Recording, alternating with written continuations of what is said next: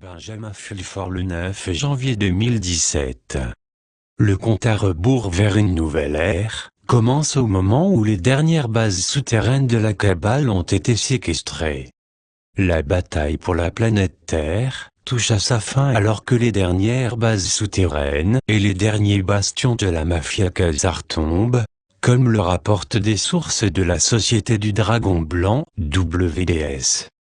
Cependant, il y a toujours d'âpres marchandages de dernière minute, qui se déroulent entre l'Orient et l'Occident, alors que la date du 20 janvier, début de la présidence de Donald Trump approche, selon des sources directes engagées dans les négociations.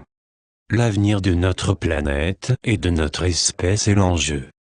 La grande bataille qui arrive à son terme concerne précisément de savoir qui va contrôler le mécanisme de création et d'émission de la monnaie fiduciaire, laquelle est à l'origine du véritable pouvoir sur cette planète. Formulé autrement, l'enjeu principal est le processus de décision de ce que nous allons faire à l'avenir en tant qu'espèce. À un peu plus d'une semaine avant le début de la présidence de Trump, il est opportun de remarquer que, malgré son nom, il n'est pas celui qui détient les atouts de cette partie de poker à l'enjeu planétaire.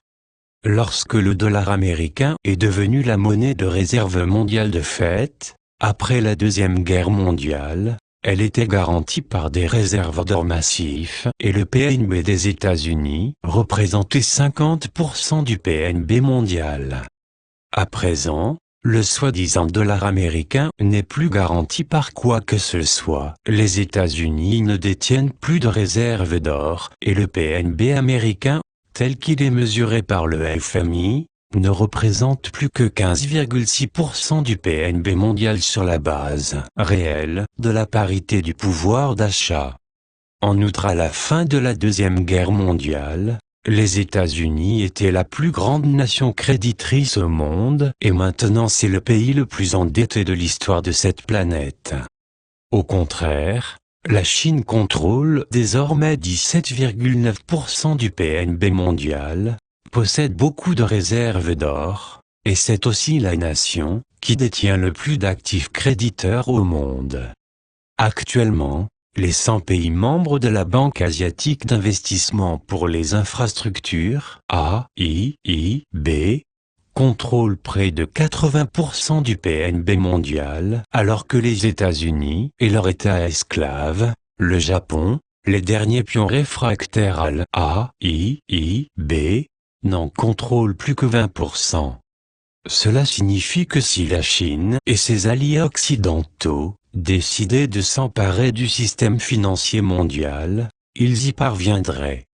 Cependant, le complexe militaro-industriel américain a encore quelques grosses cartes à jouer, dont beaucoup sont liées à leurs programmes spatiaux secrets et de haute technologie avancée. Le gouvernement américain se prépare à abattre certaines de ces cartes, y compris la plupart des technologies comprenant environ 6000 brevets, qui si l'on en croit l'Académie des sciences américaines, ont été interdits pour des raisons de sécurité nationale, selon des officiels du Pentagone. La véritable question, à laquelle beaucoup d'entre nous souhaitent une réponse, lorsque ces secrets seront révélés, deux réalités distinctes, l'une impliquant la colonisation de l'espace et une autre confinée à la Terre, sont-elles sur le point de fusionner en une seule? Il existe beaucoup de preuves, même pour ceux d'entre nous qui sont les plus obtus et les plus terre-à-terre, que la version officielle, qui est propagée sur notre histoire, est pleine de contradictions et de secrets. La Société du Dragon Blanc et ses alliés exigeront de recevoir des réponses et ils les obtiendront, notamment sur des sujets comme l'exploration de l'espace par l'homme, laquelle a été interrompue brutalement dans les années 1970. C'est devenu évident par divers incidents qui se sont produits depuis cette période, notamment tout vaisseau habité d'exploration de l'espace, qui essaie de quitter l'orbite terrestre et détruit, apparemment dans l'ionosphère.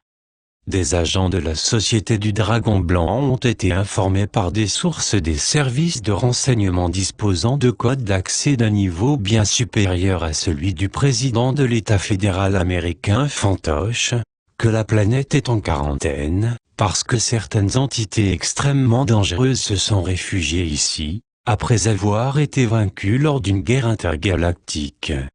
Ces entités sont maintenant en train de se rendre, afin de libérer la population de la surface de cette planète, qu'elles retenaient en otage, selon les sources.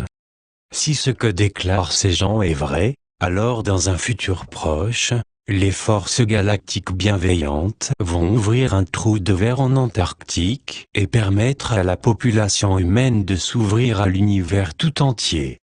Ce pourrait être la raison pour laquelle les sommités religieuses, politiques et scientifiques se sont rendus en Antarctique dernièrement. Ce mois-ci, on s'attend à ce que le président russe Vladimir Poutine soit le dernier grand ponte à s'y rendre. Le fait que les États-Unis aient confiné tous leurs porte-avions au port, pour la première fois depuis la Deuxième Guerre mondiale, pourrait être un indice que quelque chose d'énorme se prépare. Si c'est le cas, nous pouvons nous attendre à une sorte d'annonce bouleversante en provenance de l'Antarctique sous peu. Nous verrons. Cela semble aller beaucoup trop loin à admettre pour beaucoup d'entre nous, mais il n'y a aucun doute qu'une guerre ésotérique à un niveau supérieur est en train de se dérouler à la surface de cette planète. D'une part, les preuves matérielles qui seraient recevables de poursuite, par n'importe quel tribunal ou cour de justice pour crimes de guerre abondent. Elles démontrent que les dirigeants occidentaux se sont engagés dans des massacres de masse. Sans remonter trop loin dans l'histoire, même en ignorant les centaines de millions de personnes tuées au XXe siècle, pour ne retenir que les événements postérieurs à l'an 2000.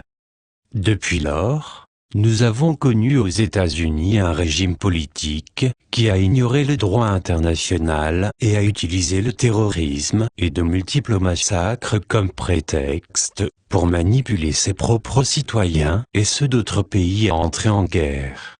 La dernière offensive de la terreur a commencé le 11 septembre 2001, un attentat terroriste sous faux pavillon. Depuis ce temps-là, les dirigeants américains ont envahi le Moyen-Orient et massacré des centaines de milliers de gens, sinon des millions. Ils ont également répandu des armes biologiques comme le VIH, le SRA, l'Ebola, la grippe aviaire, etc. pour tenter de déclencher de grandes pandémies. Les dirigeants occidentaux ont également utilisé la maîtrise qu'ils exercent sur les missions du dollar pour tenter de créer de grandes famines en corrompant les agriculteurs, pour qu'ils cultivent des plantes, comme biocarburant au lieu de la nourriture. Ils ont également utilisé les tremblements de terre et des tsunamis provoqués par des armes nucléaires contre Haïti, l'Indonésie, le Japon, etc.